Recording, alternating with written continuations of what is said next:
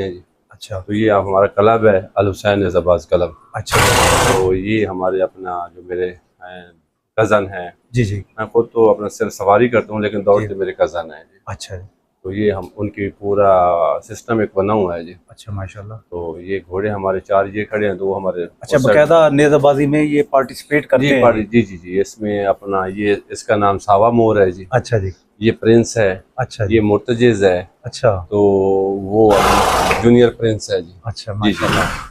یہ بڑا خوبصورت شوق ہے جی سر آپ کو. الحمدللہ. جی ہاں. تو اور یہ بڑا مہنگا شوق بھی ہے. اب ہمارے جو علاقہ میں نیزہ بازی ہے نا جی جی وہ بہت زیادہ پروموٹ ہو رہی ہے جی. اچھا جی. اور جو اس میں جو سب سے اچھی بات ہے نا جی جی اس میں جو ینگ لڑکے ہیں نا جی وہ بہت زیادہ آ رہے ہیں. جی تو جو ینگ لڑکوں کی دوسری ایکٹیویٹی ہے وہ ختم ہو رہی ہے. جی. اور یہ یعنی لوگوں کا سپورٹس کی طرف ذہن بڑھ رہا ہے. یہ بہت اچھی خاص طور ایکٹیویٹی پہ ہے. نیزہ بازی کی طرف. جی بہت اچھی ایکٹیویٹی ہے تاکہ لوگ جو مختلف جرائم ہیں ان چیزوں سے لوگ بچتے ہیں. سپورٹس کا سب سے بڑا جو فائدہ یہی بندہ ہوتا ہے. جس بندے کے گھر میں گھوڑا آ جاتا ہے نا پھر وہ دوسری ایکٹیویٹی اس کی ساری ختم ہو جاتی ہے. پھر وہ اس کو اپنے گھوڑے کی ہوتی ہے کہ میں نے گھوڑا کو پالنا کیسے ہے, اس کو پراپر ٹائم کس طرح دینا ہے اور اس پہ سواری کب کرنی ہے.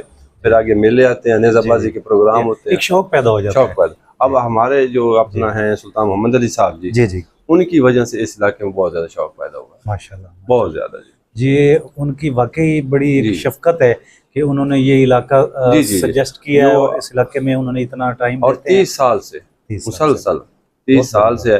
اور جو یہ حسین طلمبا کی جو نیزہ بازی ہے یہ پاکستان کی سب سے بہترین جو نیزہ بازی اس میں سے ایک ہے. بہت مہربانی.